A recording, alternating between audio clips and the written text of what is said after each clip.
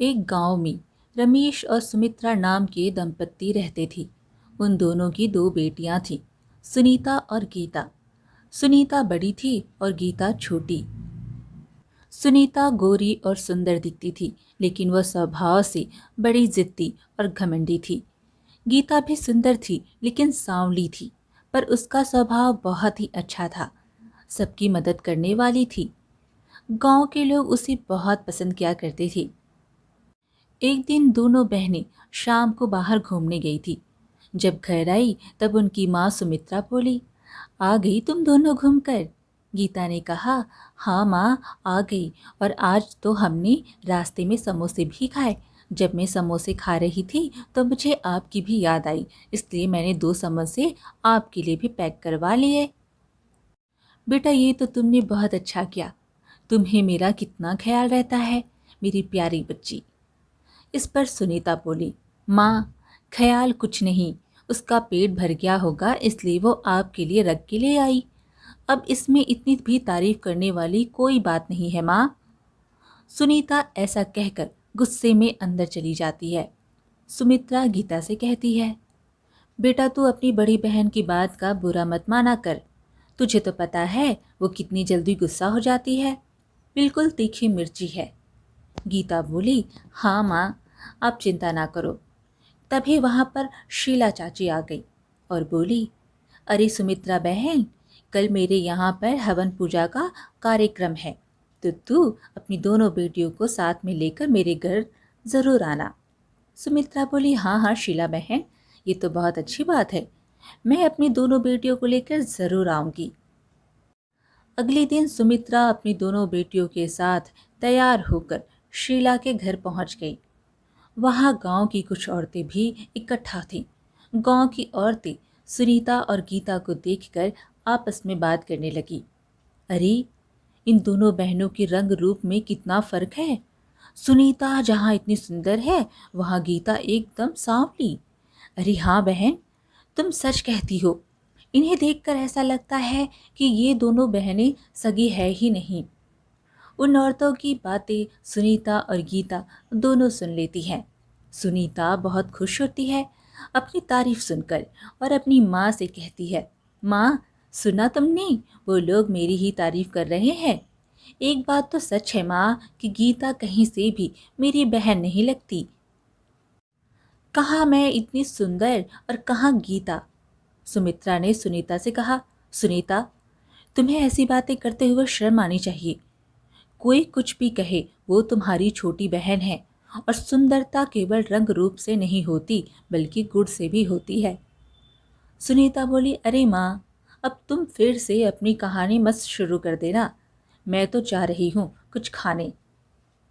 सुनीता वहां से चली जाती है। तब सुमित्रा गीता से कहती है, गीता बेटी, इन लोगों की बातों पर ध्यान मत देना, लोगों की तो ऐसी ही बातें करने की आदत होती है।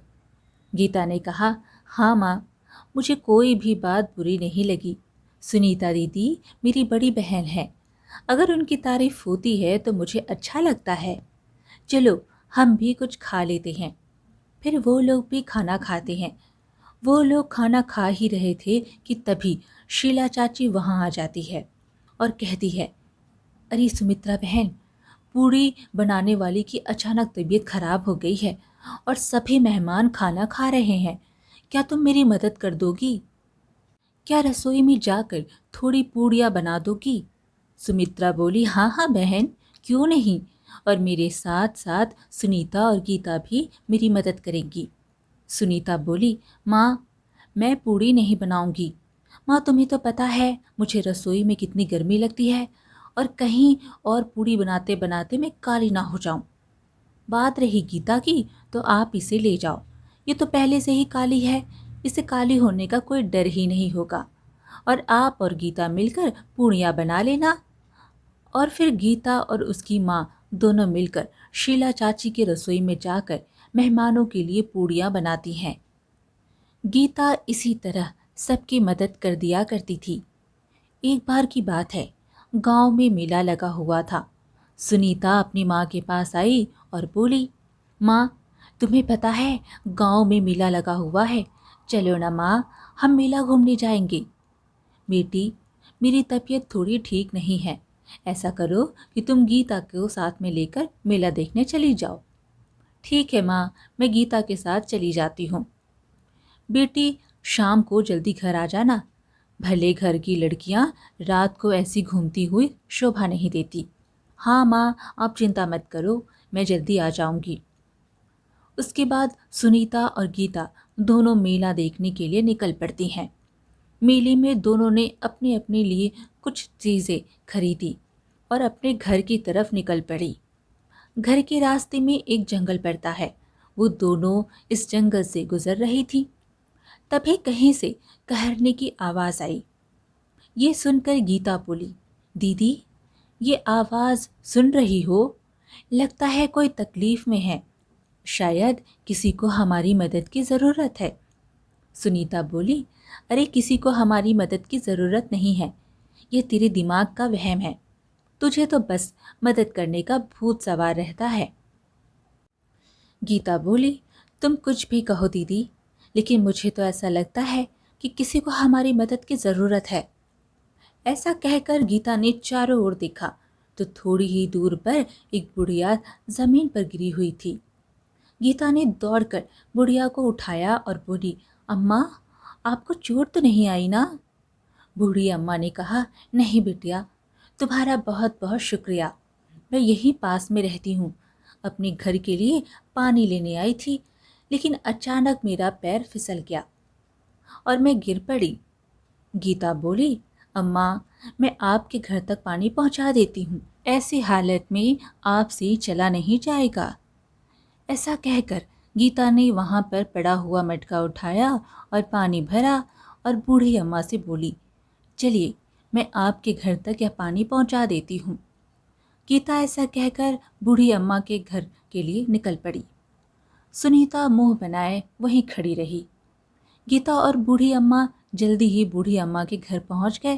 गीता ने पानी का मटका वहाँ पर रखा और बोली, अम्मा, आप यहाँ अकेली रहती हो क्या? हाँ बेटिया, यहाँ मैं अकेली रहती हूँ। मेरे पति एक तपस्वी थे। मैं उन्हीं के साथ यहाँ रहती थी। उनका देहांत बहुत पहले हो गया था। मेरा एक बेटा था। 2 साल पहले उसकी भी मृत्यु हो गई। तब से मैं अकेली ही रहती हूँ। बेटा, तुमने मेरी बहुत मदद की है। मैं तुम्हें ज़्यादा कुछ तो नहीं दे सकती, लेकिन अपने पति की दी हुई ये अंगूठी तुम्हें दे रही हूँ। इसे मेरा आशीर्वाद समझकर रख लो। गीता बोली, नहीं अम्मा, ये आपकी अंगूठी है, आपकी अमानत है। मैं इसे कैसे रख सकती हूँ? अरे बेटी, मेरा इस दुनिया में अब है ही कौन? यह अंगूठी तुम्हारे पास रहेगी तो मुझे खुशी होगी। इसे रख लो बेटा। गीता वो अंगूठी ले लेती है। तभी बूढ़ी अम्मा उससे कहती है, बेटी, इस अंगूठी को मामूली अंगूठी मत समझना। यह मेरे पति की दी हुई निशानी है। यह अंगूठी जादुई है। जब भी तुम जीवन में किसी भी मुसीबत में फंस जाओ, अंगूठी तुम्हारी खुद ब खुद मदद करेगी। गीता ने बूढ़ी अम्मा को धन्यवाद दिया और फिर जल्दी जल्दी वहाँ से निकल पड़ी। उसके बाद दोनों बहनें घर आ गई।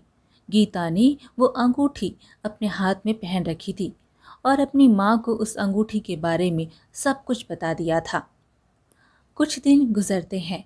एक दिन सुनीता और गीता के पिता रमेश शहर किसी काम से गए हुए थे और वापसी में उनका एक्सीडेंट हो जाता है। यह बात जब सुनीता और गीता को पता चलती है तो वो दोनों अपनी माँ को साथ लेकर अस्पताल पहुँचते हैं। रमेश का बहुत बुरा एक्सीडेंट हुआ था।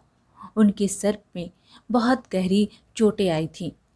तभी गीता को बुढ़िया की दी हुई अंगूठी याद आती है और वो अपनी माँ से कहती है, माँ, बूढ़ी अम्मा की दी हुई अंगूठी क्या यह पिताजी को ठीक कर सकती है? मैं अभी इसकी जांच करके देखती हूँ। गीता अंगूठी को निकाल कर कहती है, हे जादुई अंगूठी, अगर तुम सच में जादुई हो तो मेरे पिताजी को बिल्कुल ठीक कर दो। वो हमारे जीवन का एकमात्र सहारा है। मैं नहीं चाहती कि उन्हें कुछ भी हो।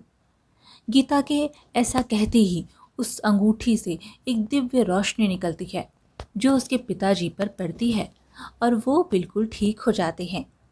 यह देखकर पीछे खड़ी सुनीता और सुमित्रा भी चौंक पड़ते हैं। रमेश गीता से पूछते हैं, यह चमत्कार कैसे हो गया बेटी? मैं ठीक कैसे हो गया? गीता ने अपने पिताजी को सारी बातें बताई। फिर वो लोग घर आ गए। सुनीता इस बात से बहुत जल रही थी कि गीता के पास जो अंगूठी है वो सच में जादुई है। वो अपने मन ही मन में सोचने लगी, वो जादुई अंगूठी तो मेरे पास होनी चाहिए। अगर वो जादुई अंगूठी मेरे पास होती तो मैं अपनी कितनी सारी इच्छाएं पूरी कर सकती थी, और इस गांव की नहीं बल्कि पूरी दुनिया की सबसे खूबसूरत लड़की बन सकती थी। मैं उस जादुई अंगूठी को उस काली कलूठी गीता से कैसे हासिल करूं? फिर कुछ ही दिनों में दोनों बहनों के लिए रिश्ता आता है। दो जुड़वा भाई से बहनों की शादी एक ही घर में हो जाती है। ससुराल में आज दोनों बहनों का पहला दिन था। गीता रसोई घर में जाकर सभी के लिए स्वादिष्ट पकवान बनाती है और फिर सबको खाना परोसती है। सभी लोग खाना खाकर बहुत खुश होते हैं। तभी गीता की सास ने गीता से कहा, गीता बहू, खाना तो बहुत स्वादिष्ट बनाया है, तुम्हारे हाथों में तो जादू है। सुनीता यह सब सुन रही थी और वो अपने मन में कहती है, गीता के हाथ में वो जादुई अंगूठी का कमाल है, वरना उसके बिना तो गीता कभी भी इतना स्वादिष्ट खाना नहीं बना पाती। गीता अपने ससुराल में सभी का बहुत ख्याल रखती थी। ससुराल में गीता को सभी लोग बहुत पसंद करते थे, लेकिन सुनीता सुंदर थी, इसलिए सुनीता की भी तारीफ करा करते थे। सुनीता को इस बात पर बहुत घमंड था। ऐसे ही कुछ समय बीत गया। एक बार की बात है, गांव में अचानक पानी की समस्या आ गई। सूखा पड़ चुका था। दूर दूर तक गांव में किसी को भी पानी नहीं मिल रहा था। सभी गांव वाले अपनी दैनिक ज़रूरतों को पूरा करने के लिए पानी की तलाश में थे और परेशान थे। तब गीता एक दिन अपनी सास से बोली, माँ जी, अगर आप कहें तो मैं गांव में पानी की समस्या दूर कर सकती हूँ। उसकी सास ने कहा, तुम पानी की समस्या दूर कर सकती हो? वो कैसे? यह सुनकर गीता ने अपनी सास को जादुई अंगूठी के बारे में सब कुछ बताया। गीता की सास बोली, यह तो बहुत अच्छी बात है गीता, तुम कल ही सभी गांव वालों को बुलाकर तुम्हारी जादुई अंगूठी से उन्हें पानी दे देता। अगले दिन गीता की सास ने सभी गांव वालों को बुलाया और एक बाल्टी में पानी भरकर रखा, और उसके बाद गीता ने जादुई अंगूठी से कहा, हे जादुई अंगूठी, तुम इस बाल्टी को कभी भी पानी से खाली मत होने देना। फिर क्या था, सभी लोगों ने उसी बाल्टी से पानी निकाला और वो बाल्टी भरी रही। उसके बाद सभी लोग गीता की खूब तारीफ करने लगे। सब लोग इस आश्चर्यजनक मंजर को देखकर हैरान थे और गांव वालों ने कहा, गीता बहू ने तो सारे गांव वालों की समस्या का समाधान चुटकी में कर दिया। ऐसे गुण वाली बहू हर किसी को नहीं देता है भगवान। ऐसा दिल भी भगवान सबको नहीं देता। आप लोग बहुत खुश नसीब हो जो आपको ऐसी गीता जैसी बहू मिली है। गीता के ससुराल वाले यह सुनकर बहुत खुश थे और गीता पर गर्व महसूस कर रहे थे। यह देखकर सुनीता को और भी ज्यादा जलन होने लगती है। उसने मन ही मन सोच लिया, गीता को यह सारी तारीफ सिर्फ उस जादुई अंगूठी की वजह से मिल रही है, वरना गीता मेरे आगे कुछ भी नहीं है। अगर मैं गीता को अपने रास्ते से हटा दूं तो ये सब लोग सिर्फ और सिर्फ मेरी तारीफ करेंगे और वो जादुई अंगूठी भी मेरी हो जाएगी और उससे मैं जो चाहे वो करवा सकूंगी। और फिर सुनीता ने ऐसा ही किया। वो गीता को किसी बहाने से नदी के किनारे ले गई और गीता से बोली, गीता, तू मेरी छोटी बहन है और मैं तुझे बहुत प्यार करती हूँ। मैं तेरे लिए कुछ भी कर सकती हूँ, लेकिन क्या तू अपनी ये अंगूठी मुझे नहीं दे सकती? गीता ने कहा, क्यों नहीं दीदी, आज से ये अंगूठी आपकी हो गई, लेकिन याद रखना इसका कभी भी कोई गलत इस्तेमाल मत करना। अंगूठी लेते ही सुनीता गीता को नदी में धक्का दे देती है। गीता चिल्लाती रहती है, बचाओ बचाओ, कोई मुझे पानी से बाहर निकालो, मेरी मदद करो। लेकिन सुनीता वहाँ से चली जाती है। घर आकर सुनीता सभी से झूठ बोल देती है। सासू माँ, मैं क्या बताऊं, वो गीता नदी में कूदकर अपनी जान दे दी। मैंने उससे बहुत मना किया, लेकिन वो अपने रंग से बहुत परेशान थी। कहती थी कि सब उसका मजाक उड़ाते हैं, मुझसे उसकी तुलना करते हैं, इसलिए वो नदी में कूद गई। यह सुनकर गीता का पति माधव बोला, नहीं नहीं, ऐसा नहीं हो सकता। गीता को अपने रंग रूप से कोई दिक्कत नहीं थी और मुझे भी वो जैसी थी वैसी ही पसंद थी। जरूर तुमने ही उसे धक्का दिया होगा। इतना सुनते ही सुनीता का पति श्याम बोला, यह तुम क्या कह रहे हो माधव? सुनीता भला अपनी बहन को धक्का क्यों देगी? माधव बोला, यह सब मैं नहीं जानता, लेकिन मैं अपनी पत्नी गीता को कहीं से भी ढूंढ कर ले आऊंगा। ऐसा कहकर माधव वहां से चला जाता है। दूसरी तरफ गीता नदी में बहती हुई दूसरे गांव चली जाती है। वहां कुछ मछुआरे जो मछली पकड़ रहे थे, उनकी जाल में गीता फंस जाती है। मछुआरे उसे अपने घर ले जाते हैं और उसका इलाज करते हैं, लेकिन गीता होश में नहीं आती। तभी एक मछुआरा कहता है, अरे इसे तो होश ही नहीं आ रहा है। ऐसा करते हैं कि पड़ोस में एक बूढ़ी अम्मा रहती है, उन्हें बुलाते हैं, शायद उनके पास कोई दवाई हो, वो इसे ठीक कर सकें। कुछ मछुआरे पड़ोस में जाकर बूढ़ी अम्मा को ले आते हैं। ये वही बूढ़ी अम्मा थी जिन्होंने गीता को जादुई अंगूठी दी थी। बूढ़ी अम्मा गीता को देखते ही चौंक जाती हैं। वो आंखें बंद करती हैं तो उन्हें सारी सच्चाई पता चल जाती है। बूढ़ी अम्मा गीता के सिर पर हाथ रखती है और कोई मंत्र पढ़ती हैं, जिससे गीता बिल्कुल ठीक हो जाती है और उठकर बैठ जाती है। गीता बूढ़ी अम्मा को देखकर चौंक जाती है। फिर बूढ़ी अम्मा गीता से पूछती है, बेटी तुम यहाँ कैसे आई? गीता ने बूढ़ी अम्मा को सारी कहानी विस्तार से बताई। इस पर बूढ़ी अम्मा बोली, बेटी तुम्हारी बहन ने तुम्हारे साथ अच्छा नहीं किया, उसे उसके कर्मों का फल अवश्य मिलेगा।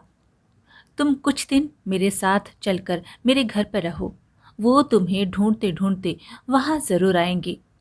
ऐसा कहकर बूढ़ी अम्मा गीता को लेकर अपने घर आ जाती है और उसे अपने घर के पीछे भी फूलों के झाड़ को दिखाकर बोली, गीता बेटी यह फूल देख रही हो, यह फूल कोई मामूली फूल नहीं है, बल्कि एक तरह का जादुई फूल है।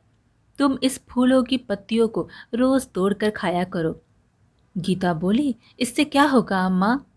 बूढ़ी अम्मा ने कहा, जैसे जैसे तुम इसे खाती जाओगी तुम्हारा रंग गोरा होगा और सुनीता का रंग सांवला होता जाएगा।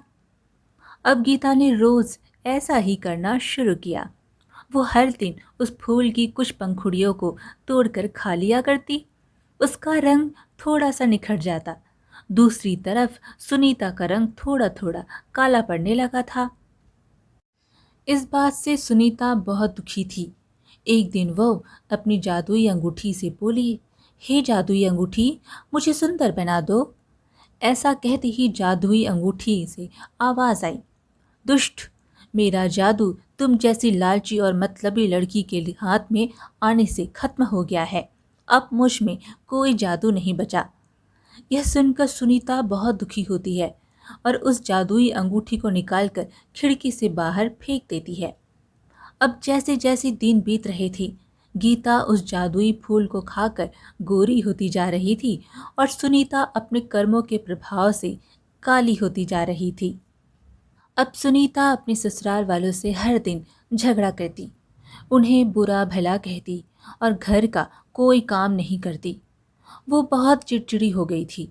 एक दिन सुनीता के घर पर कुछ मेहमान आए हुए थे।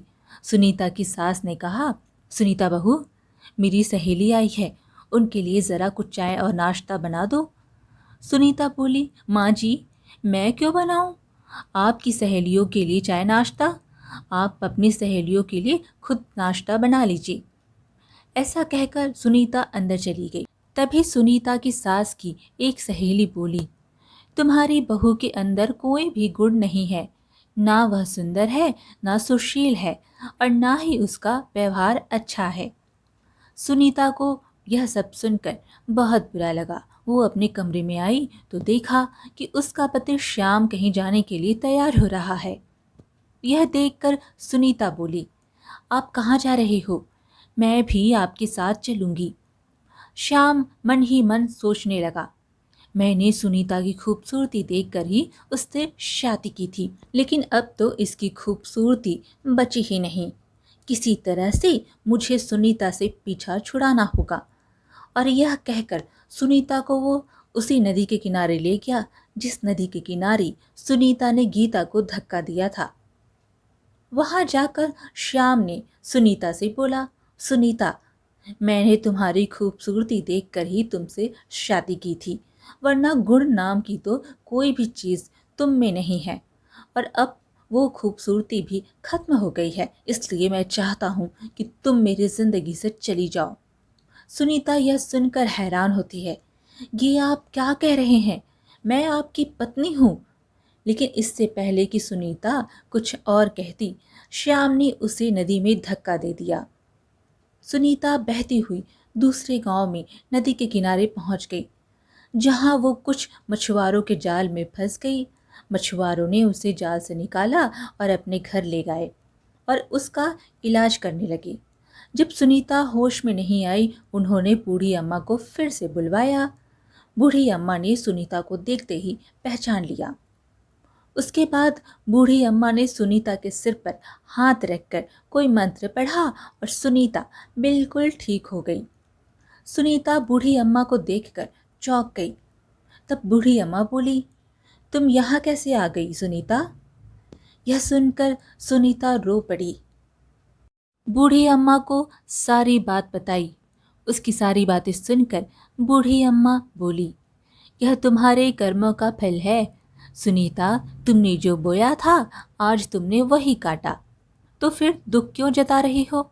अपनी बहन के साथ जो किया वो पलट कर तुम्हारे साथ हुआ, यह तो होना ही था। सुनीता को अपनी गलती का एहसास था। वो बूढ़ी अम्मा से बोली, आप सही कह रही हैं अम्मा, आज मुझे एहसास हो गया है कि हमेशा मैंने अपनी बहन के साथ गलत किया और आज मेरे साथ भी वही हुआ। मुझे अपने कर्मों का फल मिल गया। अगर मेरी बहन कहीं मुझसे मिलती तो मैं उससे माफ़ी मांगती, लेकिन शायद मेरी किस्मत में वो भी नहीं लिखा है। मैं पूरी दुनिया में अब अकेली हो चुकी हूँ, मेरा कोई नहीं है। सुनीता की ये सारी बातें पीछे खड़ी गीता सुन रही थी। वो आगे आई और बोली, नहीं दीदी, मेरे होते हुए ऐसा कभी नहीं हो सकता। मैं हमेशा से तुम्हारे साथ थी और हमेशा तुम्हारे साथ रहूंगी। सुनीता ने दौड़कर गीता को गले से लगा लिया और उससे माफ़ी मांगने लगी। गीता ने उसे माफ़ कर दिया और बूढ़ी अम्मा से बोली, अम्मा, आपने मुझ पर बहुत बड़ा एहसान किया है, एक एहसान और कर दीजिए, मेरी दीदी का रूप रंग उसे लौटा दीजिए। बूढ़ी अम्मा ने सुनीता पर हाथ रखकर कुछ मंत्र पढ़े। सुनीता अपने असली रंग रूप में वापस आ गई। इसके बाद दोनों बहनें अपनी ससुराल लौट आईं। तभी लोग उन दोनों बहनों को देखकर बहुत खुश हुए। श्याम ने भी सुनीता से अपने किए की माफ़ी मांगी। फिर दोनों बहनें हमेशा मिलजुल कर ससुराल में रहने लगीं, साथ घर संभालते, काम काज करती। अब दोनों बहनों से उनके ससुराल में सभी खुश थे।